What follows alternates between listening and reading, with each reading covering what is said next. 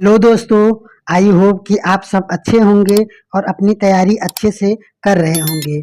तो जैसे कि हम सब सीटेट पेपर 2 एसएसटी के लिए 6 से 8 तक के एनसीईआरटी को एकदम line by line plus MCQ सहित कर रहे हैं।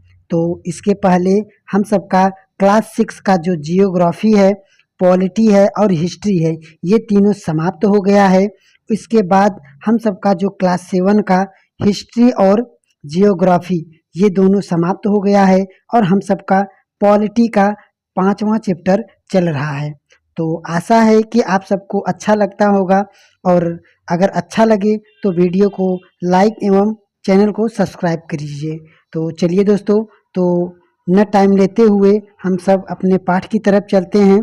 तो देखिए, यहाँ पर शीर्षक का नाम है कि तो देखिए दोस्तों, जैसे कि आप सभी को बहुत कम ही लोगों को पता रहता है कि 60 नंबर का जो एसएसटी आता है, 60 नंबर में जो 20 नंबर का सिर्फ पेडोलॉजी आता है, एसएसटी पेडोलॉजी आता है, वह एसएसटी पेडोलॉजी इसी अर्थात 6, 7, 8 के पॉलिटी के तीनों के ये तीनों पॉलिटी से ही 20 नंबर का सिर्फ पेडोलॉजी बनता है। अगर आप प्रीवियस ईयर देखते रहे होंगे तो बहुत लोग अलग अलग टाइप से सर्च करते हैं और फिर क्या होता है कि सब लोग सिर्फ और सिर्फ एमसीक्यू कराते हैं, कोई थ्योरी नहीं पढ़ाता है। क्योंकि आप सब स्वयं कभी कभी खुद नहीं देखे कि कहाँ से कंटेंट है, कहाँ से पूछ रहा है। तो आप सब अगर प्रीवियस ईयर देख रहे होंगे तो आप सब मिला सकते हैं कि देखेंगे कि जो 20 नंबर का पेडोलॉजी बना है पूरा का पूरा 6, 7, 8 के पॉलिटी से ही बना है। तो आशा है कि अगर आप सब प्रीवियस ईयर देखते होंगे तो यहाँ पर मिलाकर आप सब देख सकते हैं। तो देखिए, इसमें देखिए प्रश्न तो नहीं है, पर इसको पढ़ने के बाद आपको सारांश पता हो जाएगा कि इस चैप्टर में वाकई में हम सब पढ़ना क्या चाहते हैं।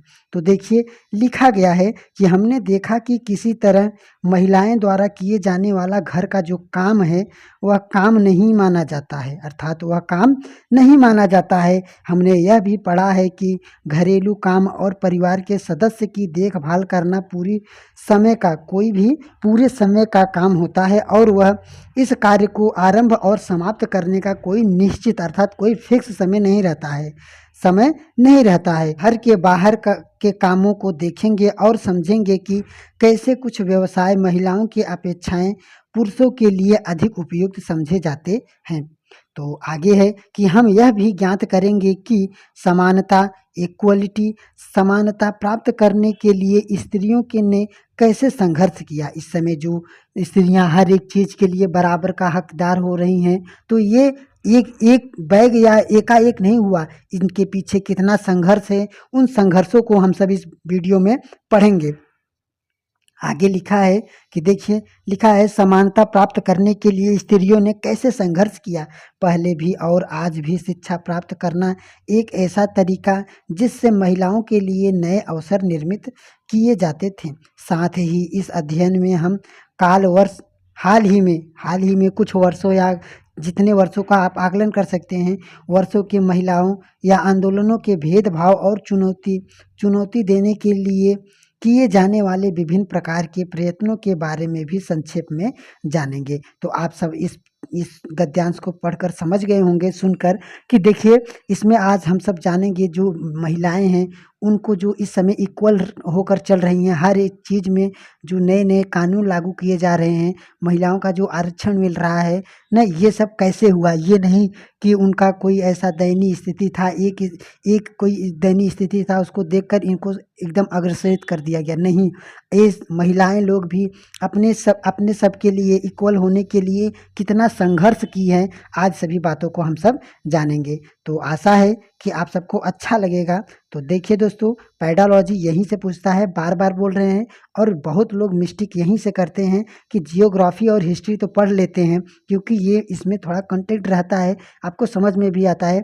पर पॉलिटी क्या होता है, इसमें कोई भी ऐसा प्रश्न देखेंगे तो वाकई में एकदम सटीक प्रश्न नहीं रहता है, बस आपके समझ पर रहता है। अभी पढ़ेंगे आप समझ सकते हैं, और ये भी आप समझेंगे कि जो सीडीपी अर्थात पेडोलॉजी होता है, सीडीपी जो 30 नंबर का सीडीपी आता है वह बच्चों के अकॉर्डिंग रहता है, जो लैंग्वेज का आता है वह आपके लैंग्वेज के हिसाब से रहता है। पर ये जो एसएसटी का पेडालॉजी आता है यह आपके समाज को देखते हुए इन सब बातों पर बनाया जाता है। तो ये सब बात सिर्फ और सिर्फ जान लीजिए एसएसटी पॉलिटी में ही मिलेंगे। तो चलिए दोस्तों, आशा है कि आप सबको समझ में आया होगा। आगे देखिए लिखा गया है, देखिए यहाँ पर लिखा गया है कि देखिए यहाँ पर है कि भारत में 83.6% महिलाएं जो होती हैं खेत में काम करती हैं।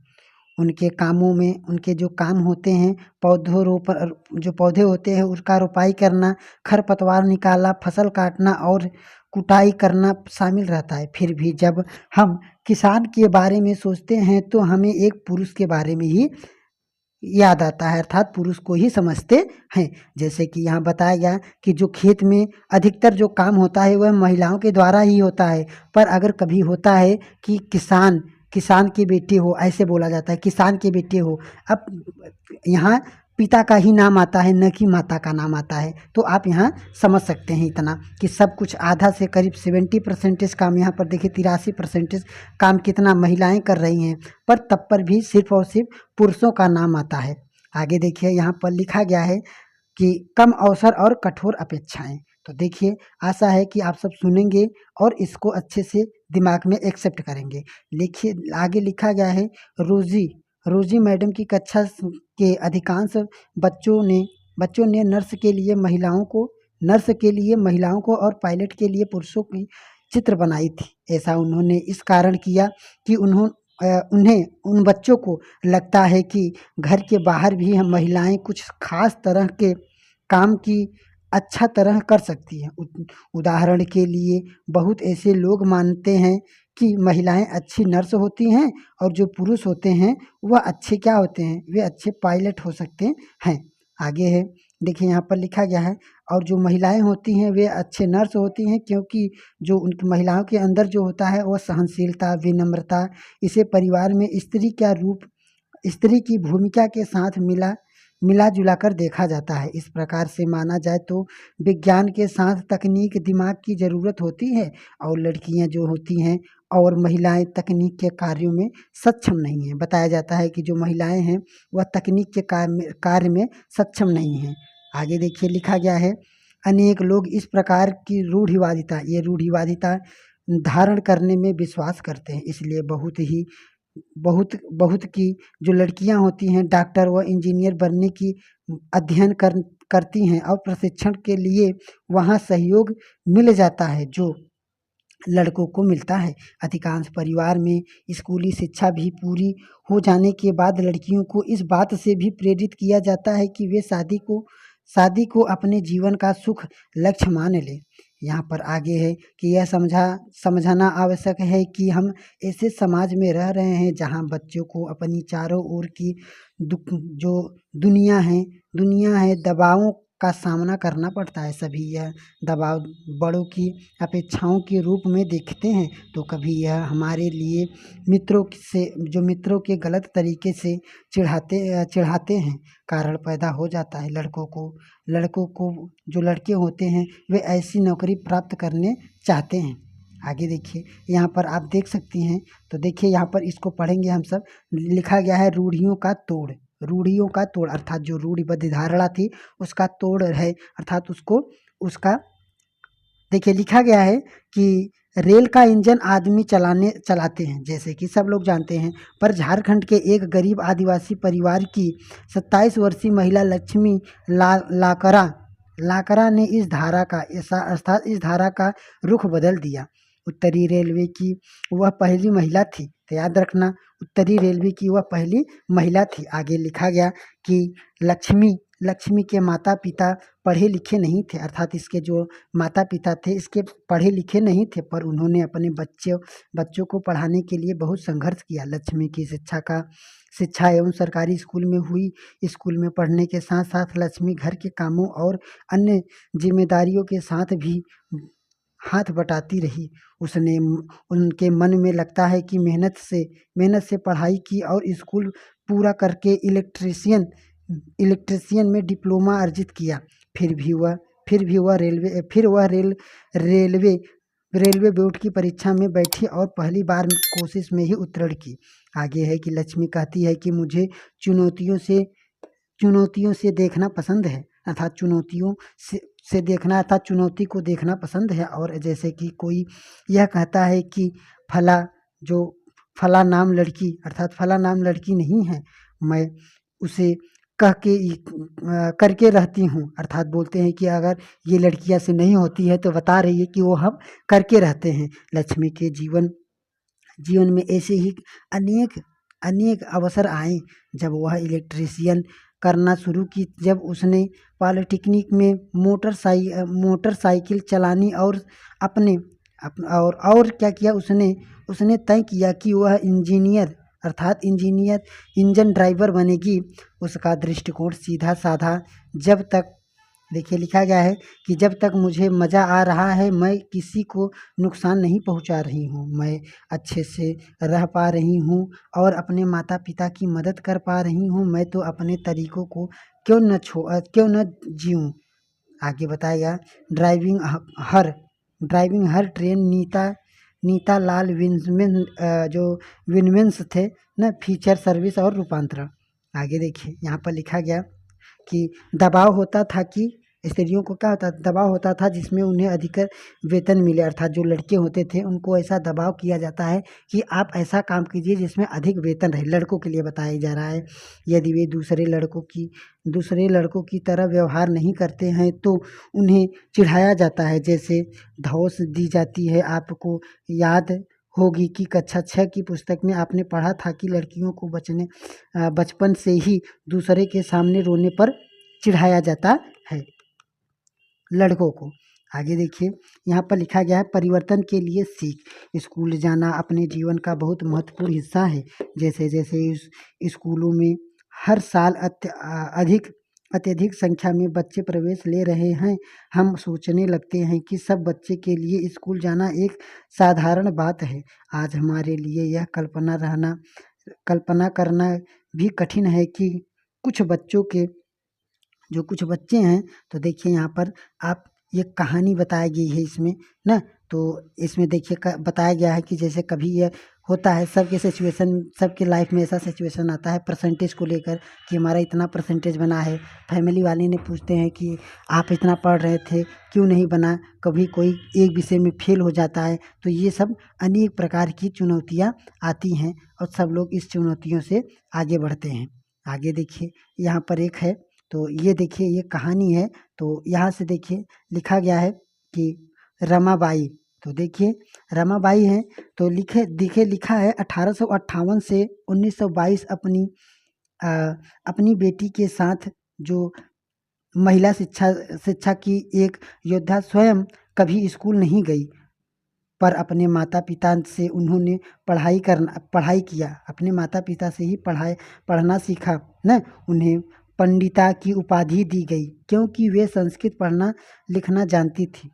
उसकी माता जो थी ना, जो उस समय की औरतों के लिए बहुत बड़ी उपलब्धि थी। औरतों को तब तक यह ज्ञान अर्जित करने की अनुमति नहीं थी जब तक उन्होंने 1858 में पुणे के पास रमाबाई ने 1858 में पुणे के पास खेड़ गांव में एक मिशन की स्थापना की, जहां उस मिशन स्थापना में जहां विधवा स्त्रियों और गरीब औरतों को पढ़ाने लिखाने तथा स्वतंत्र होने की शिक्षा दी जाती थी। उन्हें लड़कियों की जो चीज़ बनने वहाँ पर जो लड़कियों के क्या होता था कुछ भी छापे खाने चलाने और कुशलता और सिलाई आदि की में ये जो कुशल होती थी, जो वर्तमान में लड़कियों को काम की सिखाई जाती थी। ऊपर बाएं तरफ दिखाया गया है, जैसे कि यहाँ पर आप देख सकते हैं, यहाँ पर ये एक कैंपस बनाया गया है। इसमें जो भी उस समय के क्षेत्रीय काम रहते होंगे वहाँ पर ये सब सिखाए जाते थे। तो ये था रमाबाई का थोड़ा संघर्ष।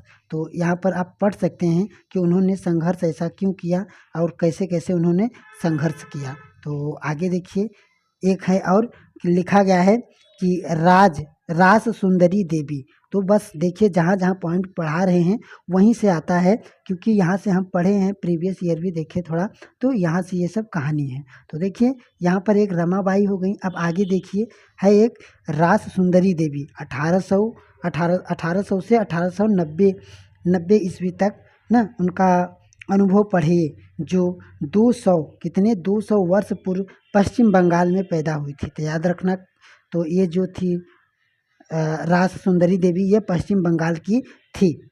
आगे है कि 60 वर्ष की अवस्था में उन्होंने बांग्ला कितना कौन सी तो बांग्ला में अपनी आत्मकथा लिखी। देखिए उनकी पुस्तक क्या है, तो उनकी पुस्तक है अमार जीबोन। तो याद रखना अमार जीबोन। अमार जीबोन किसकी रचना है, तो याद रखना ये रास सुंदरी देवी का है, रास सुंदरी देवी का है। और क्या है, तो याद रखना इनकी आत्मकथा, ये खुद अपनी आत्मकथा लिखी। आगे लिखा गया कि किसी भारतीय महिला द्वारा लिखी गई पहली आत्मकथा थी। तो ये भी याद रखना कि यह भारतीय महिला द्वारा लिखा गया पहली आत्मकथा थी, पहली आत्मकथा थी। याद रखना रास सुंदरी देवी। आगे लिखा गया कि रास सुंदरी देवी एक धनवान जमींदार की गृहिणी थी ना।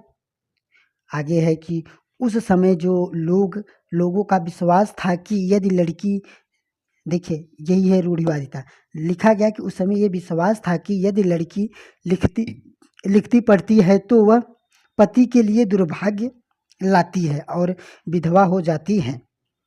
इसके बावजूद उन्होंने अपनी शादी के बहुत समय बाद स्वयं ही छुप छुप कर लिखना पढ़ना सीखा। तो ये एकदम वाक्य ऐसे पूछा जाता है कि बताया जाता है कि ऐसा किसके बारे में पूछा गया है, कि ऐसा किसके बारे में बताया गया कि उन्होंने छुप छुप कर पढ़ा। तो याद रखना रास सुंदरी देवी ने, इन्हीं के बारे में बताया गया कि जो स्त्रियां होती हैं अगर पढ़ लिख लेती हैं तो क्या होती है, जो पति होते हैं उनकी कम आयु हो जाती है, अर्थात वे शीघ्र ही मृत्यु के प्राप्त हो जाते हैं। ऐसा उस समय का रूढ़िवादिता थी। आगे देखिए लिखा गया है मैं अत्यंत सवेरे ही काम करना शुरू कर देती हूँ।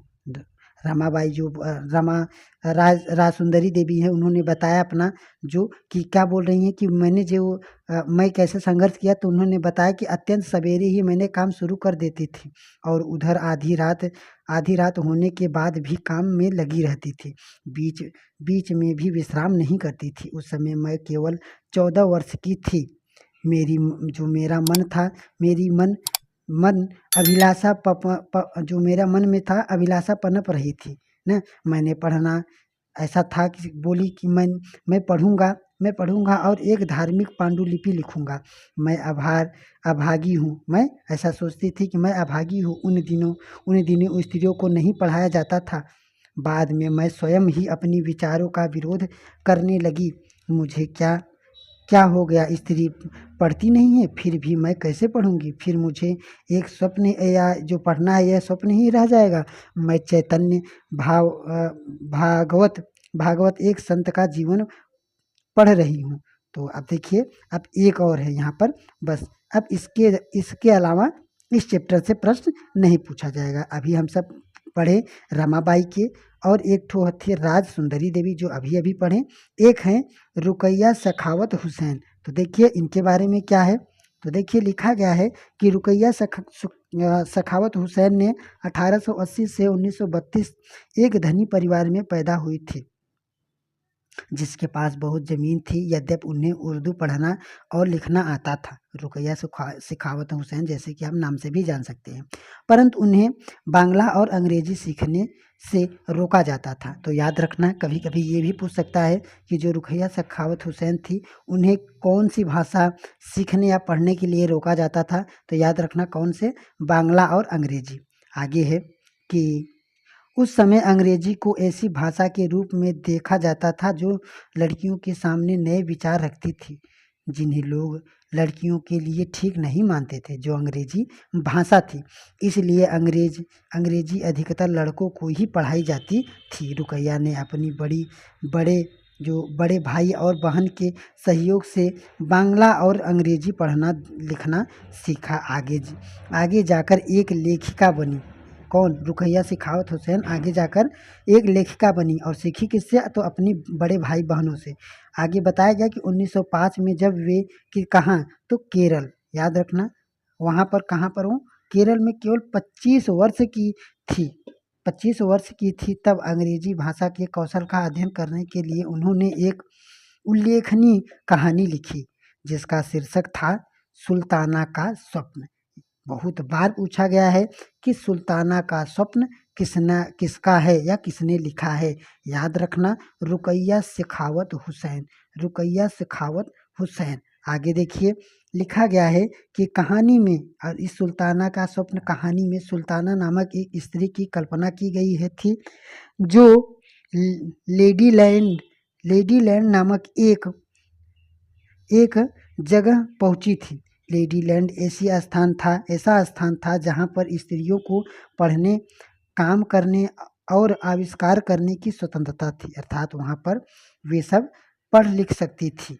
तो यहाँ पर बताया गया कि देखिए आविष्कार करने की स्वतंत्रता थी। इस कहानी में महिलाएं बादलों से होने वाली वर्षा को रोकने के उपाय खोजती थी। तो इस बात को याद रखना, कभी कभी पूछ सकता है कि कहाँ की महिलाएं बादलों को रोकने के लिए रिसर्च करती थी या खोज करती थी? तो याद रखना कहाँ की? तो लेडीलैंड की। आगे है देखिए लिखा गया है रोकने के लिए उपाय खोजते थे और हवाई जो होती है हवाई कार चलाने के लिए लेडीलैंड में पुरुषों की आक्रामक बंदूकें और युद्ध के अन्य अस्त्र शस्त्र स्त्रियों को बौद्धिक शक्ति से हरा दिए जाते थे और पुरुष एक अलग थलग स्थान से भेज दिए जाते थे। सुल्ताना लेडीलैंड में अपना बहन सहार के साथ यात्रा पर जाती है अपनी। उसने बताया गया तभी उसकी आंखें खुल जाती है कि उसे पता चलता है कि वह तो केवल स्वप्न देख रही थी, वह तो केवल स्वप्न देख रही थी।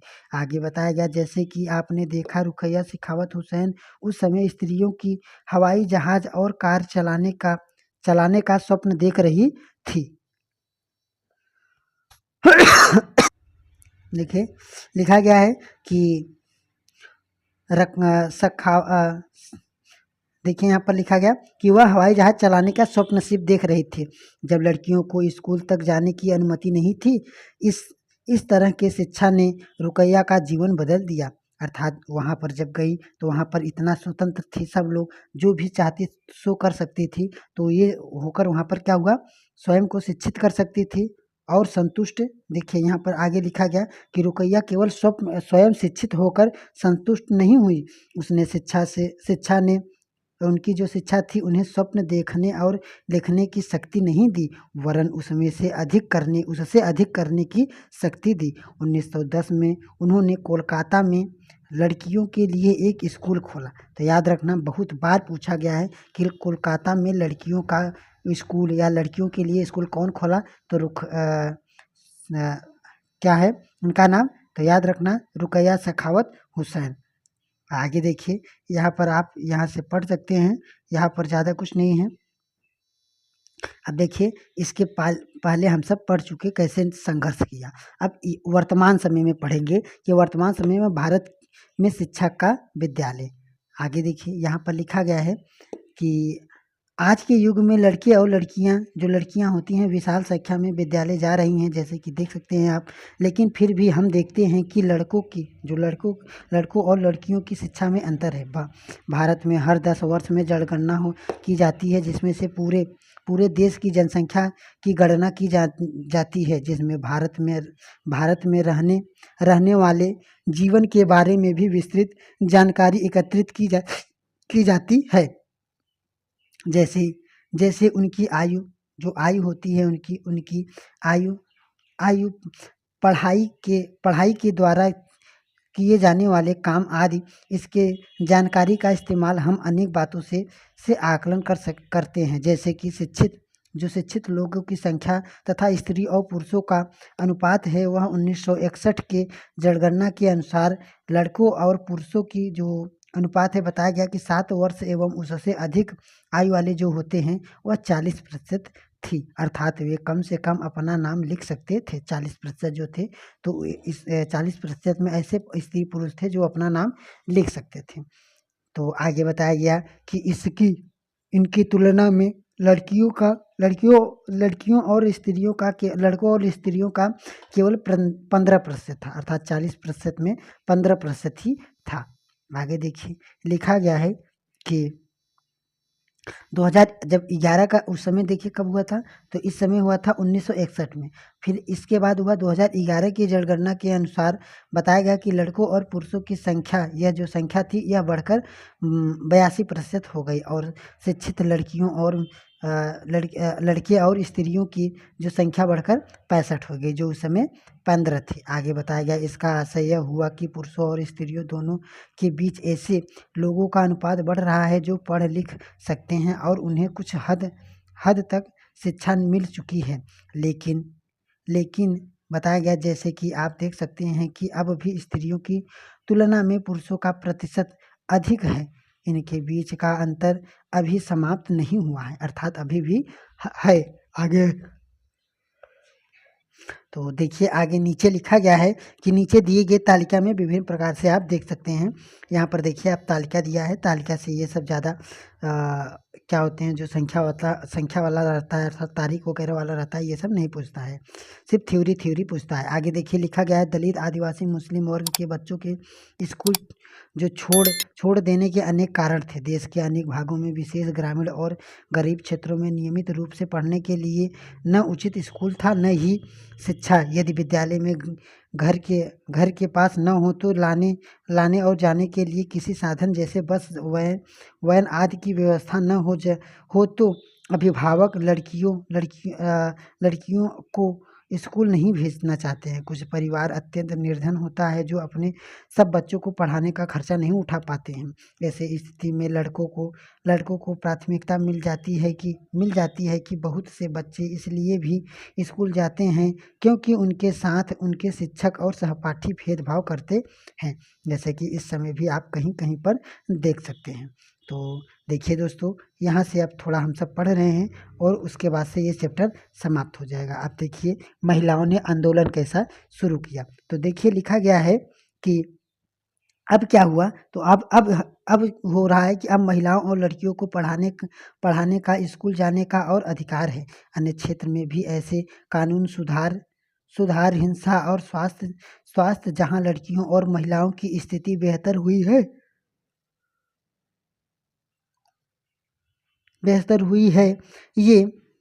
ये परिवर्तन अपने आप नहीं आए हैं। औरतों के व्यक्तिगत स्तर पर और आपस में मिलकर इन परिवर्तनों के लिए संघर्ष किया गया है।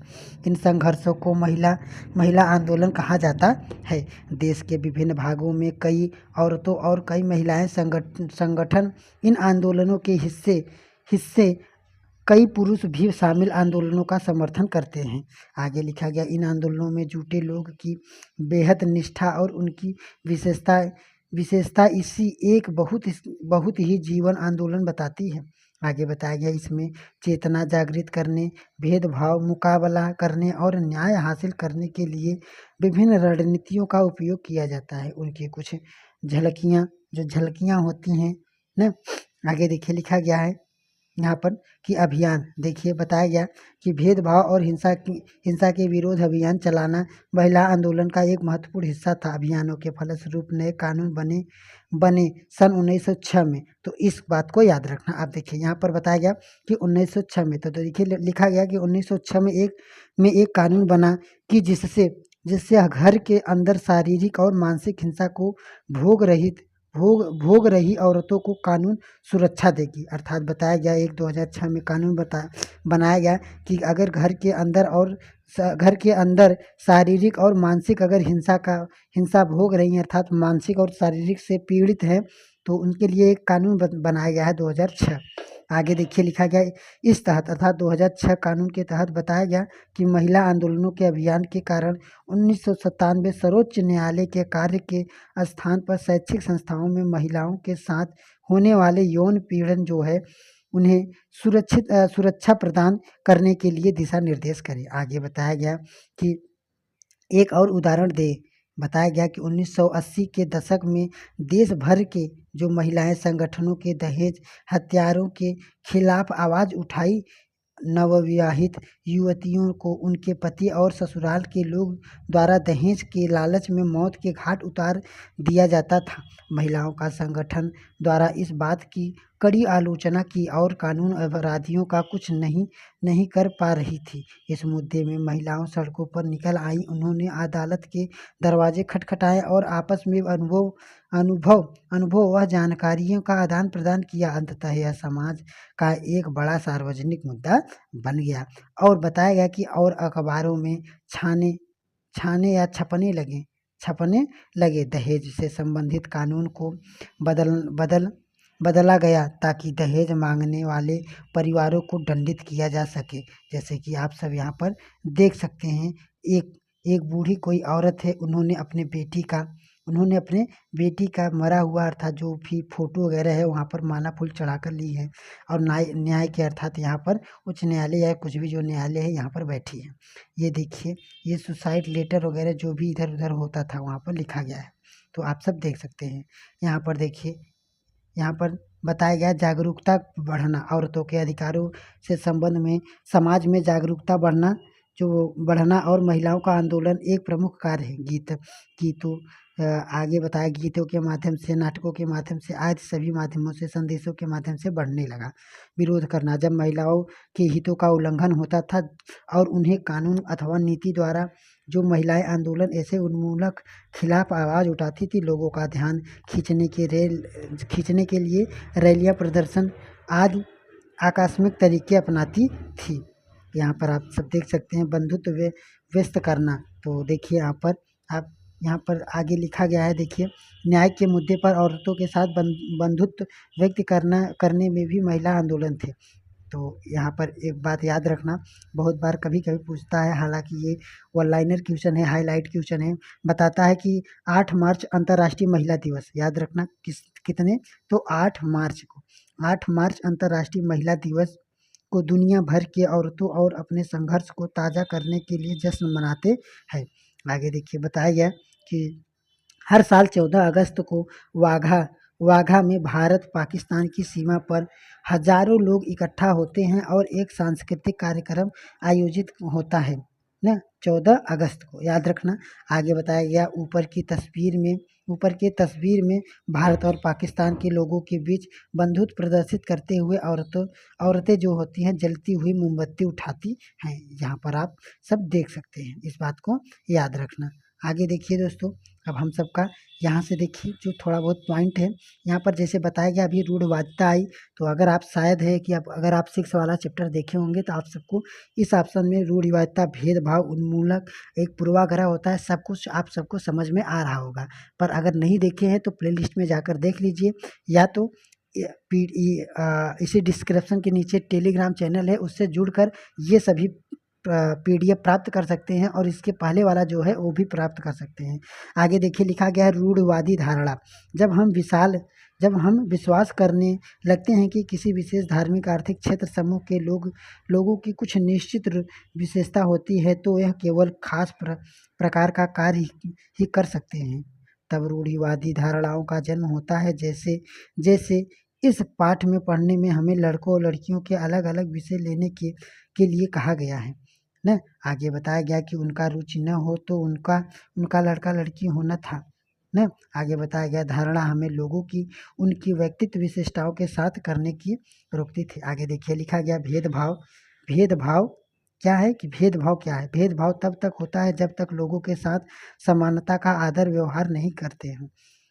आगे है कि ये सब होता है जब आगे है कि व्यक्ति या संस्थाएं पूर्वाग्रह से ग्रसित होती है। तो पूर्वाग्रह क्या होता है आप सब समझ पा रहे होंगे। आगे देखिए, उल्लंघन क्या होता है, किसी भी कानून को तोड़ना उल्लंघन कहलाता है। यौन पीड़न आप सब समझ सकते हैं ना। तो चलिए दोस्तों, देखिए हम सबका चैप्टर समाप्त हो गया। आशा है कि आप सबको अच्छा लगा होगा। इसमें प्रश्न बनता है तो देखिए इसमें क्या है कि आपको समझ पर है। अब देखिए, इसमें कोई ऐसा प्रश्न नहीं था कि आप सब पूरा एक दूसरे के रिलेटेड कहानियाँ थी, पर अगर आप सब समझे रहेंगे इस कहानी को सुने रहेंगे तो इसी वाक्य ऐसे रखा जाता है और आप उस विकल्प को सही चुन सकते हैं। तो चलिए दोस्तों, आशा है कि आप सबको अच्छा लगा होगा। अगर अच्छा लगा हो तो चैनल को सब्सक्राइब एवं वीडियो को लाइक करके अन्य दोस्तों के साथ शेयर करिए। चलिए धन्यवाद, मिलते हैं अगले वीडियो।